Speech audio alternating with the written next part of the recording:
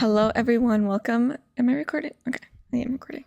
Hello everyone, welcome back to another video. If you're new here, my name is Oneda. Welcome to this channel where we talk a lot. We talk a lot about a lot of things. We mostly talk a lot about the world and the word. And for today's video specifically, it's the first time where we're going to do a part 2.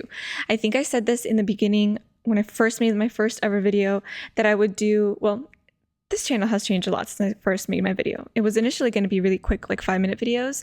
So there were going to be multiple parts to a lot of topics, but then I started just yapping way too long. So there hasn't been any part 2s, but this is the first part 2 of the topic that we talked about last week. So fear and truth.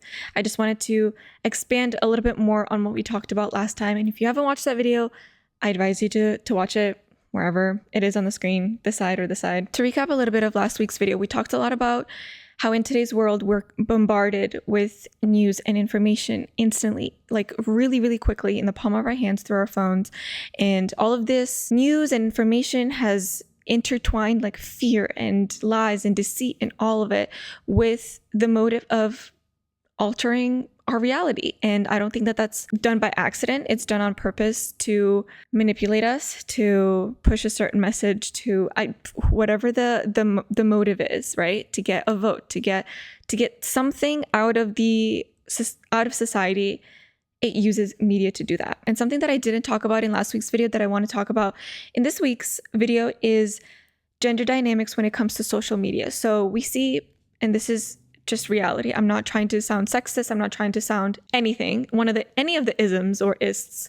I just noticed that a majority of social media is run by women. Like majority of Facebook users, majority of Instagram users, majority of Pinterest users, majority of all of these platforms is women. Yes, there are men. I'm not saying that none are men or that men don't use social media to the same way that women do, but it's majority women. Women are the ones that post their vacations. Women are the ones that post their outfits and their cute whatever's happening on in their lives and their recipes and even political views and protests and whatever is going on in their lives and their views. Women are the ones that are usually emotionally triggered first to post about it. Last week, we talked about how social media is our news, right? We're the news reporters. And then I was thinking, wait, if women are majority of the users on social media, then those news reporters have to be majority women. And then I was thinking about how can media and how can the higher ups, the matrix, whatever you want to call it, use women and how women are naturally wired to continue to push that message of fear, of deceit, and of lies. I know that there are some women who are hardwired a little bit differently and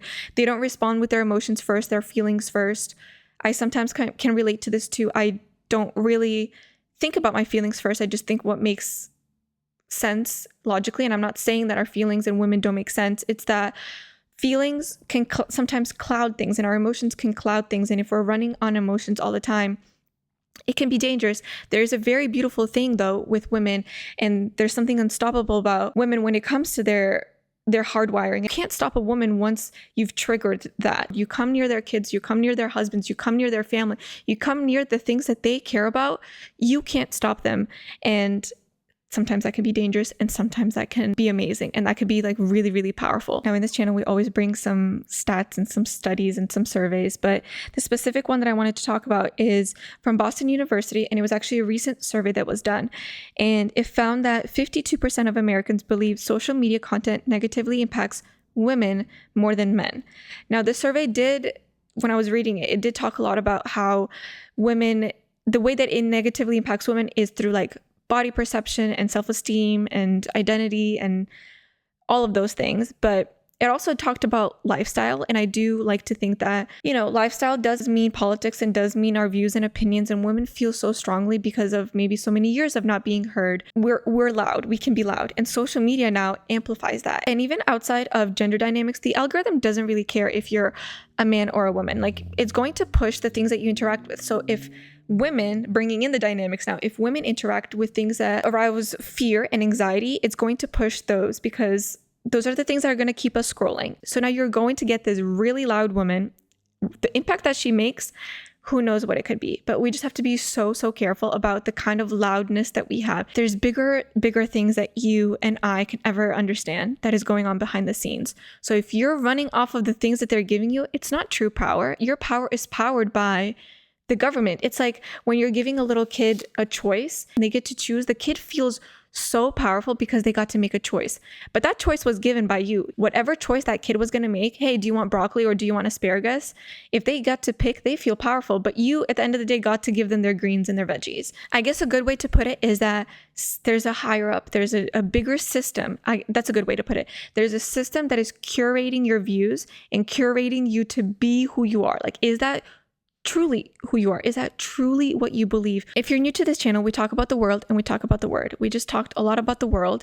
And the reason why I do that is my target audience isn't just Christians. I really want to target non-believers as well. And people like me 3 years ago, some of my friends, people of the world and people who are really tired and are on the hunt for truth and having truth present in the video through the word, but also revealing lies through the world. I was very much of the world before. I'm not somebody who was raised a Christian, who has the foundations of Christianity. So if you're somebody who is a non-believer and you're watching this video and you're saying like, oh, here's another Christian, trust me, I was once you. My track record is very much of the world, and I've been a Christian for 2 years. Like, it hasn't even been fully 2 years. So I just want you to know that I can relate to you. I was once in your shoes and now I'm here. If you're somebody who stops watching these videos right here, right when we start talking about the word, just continue for a little bit longer, because the word is truly healing. And there's a different kind of fear here that we're going to talk about. Last week, we talked a lot about fear of the world, how God doesn't give us the spirit of fear and he gives us a different kind of spirit.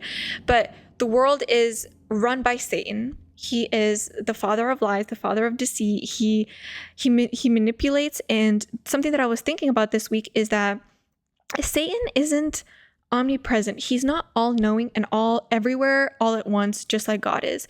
But for some reason, it feels like he's everywhere all at once. The only reason why Satan feels like he's everywhere all at once is because of it has to be because of social media. Satan is using his tactics with the tactics of the algorithm and of social media. He's going to manipulate us and have fear amplified through our phones. Now, we talked a little bit about this verse last week. So in 2 Timothy chapter 1, verse 7, it says, "For God gave us a spirit not of fear, but of power and love and self-control."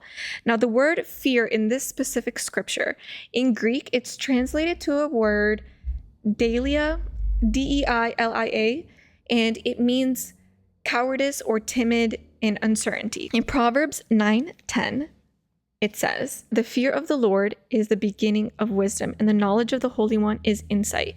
So this is the first time we see fear of the Lord. And I was like, wait a minute, is that the same fear? Like, what is the difference of that fear and this spirit of fear? Like, God doesn't give us the spirit of fear, so how can we fear the Lord? And that's the beginning of wisdom. But in Hebrew, the word that is used, yira. So yira means a reverence of awe. It has a tone of respect, and it's a healthy dread of losing closeness with God. So it motivates us to live right because we're so scared of losing this person. Like, that's the kind of fear that it is. Like, you want to do so good, you're scared to lose a loved one. And that's the beginning of wisdom. Now, biblical wisdom isn't head knowledge. It's not how much you know. It's peace and it's love and it's mercy and it's self-control and it's obedience and it's the hunt for truth and following truth and being obedient to it. And that's the fear of the Lord. It's like you want to do all of these things because you're scared of losing the Lord. But that's also a consequence is you get wisdom. Wisdom in the world is like, oh, look at all that I know, but it's all surface level and it's fine because I'm a politician on social media. So it's cool. I know all of these things. Like, do you really know? It's completely different. It's true wisdom, and that one is just falsified wisdom. I think it's just surface level wisdom, wisdom that gives you power and you feel powerful, but there's nothing impactful about it. And I really do recommend reading the book of Proverbs because there are these two characters, and I actually recommended reading it in its entirety and not just cherry picking the scripture because it feels like a nice Instagram quote and motivational quote. This lighting in the sun is ruining the vibe. But in the book of Proverbs, there are two characters, Lady Wisdom and Lady Folly, and Lady Wisdom is embodied as somebody who fears the Lord. Now, Lady Folly is very much of the world, and that contrast is something that I wanted to tie back into the beginning. Women, we are the ones that are using social media the most. Do you want to be Lady Folly, foolish, or do you want to be Lady Wisdom and wise? And I say that not to call anyone out, but the thing that comes with Lady Wisdom is that she gets to discern where her voice is needed and where she needs to be loud and when she doesn't need to be loud. Lady Folly will just speak all the time and not discern when she needs to speak and when she doesn't need to speak. But I know that there's people out there who are on the other side of the screen. When you feel guilty about not posting about every single thing that is going on in the world, that is probably a sign of the enemy. The enemy is trying to guilt trip you like, hey, I need you consumed in this area. It's going to be way too heavy for you to carry. God will give you discernment like, hey, pray about that. I don't need you to pray about that. To the women that are watching right now, we are the target. Look at the patterns. Who is reposting the most? Who is most affected by everything that is online? Do you see men posting it to the same extent that women are? If women are the target, why? What is my role in all of this? And what role am I playing in this? And how am I being played in this whole big game as well? They made you react that way. They created you to be this character. Why? Maybe there will be a part 3 to this video, but my camera is yelling at me that it's about to die. So I hope that you guys enjoyed this video.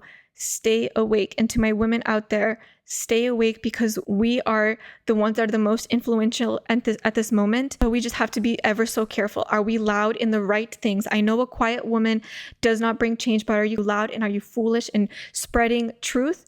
Or are you full of wisdom? And, there is a revival happening, and it's because of the loudness that is rooted in truth and of goodness and of God and not of the world and this persona that they have made you to be. So choose your path, find your story and not the story that they have made you to be, and be loud in truth, spread truth, but be wise in it. So stay awake, stay tuned for next week's video. Maybe there'll be a part 3 because my camera's flashing at me, and I'll see you guys next time.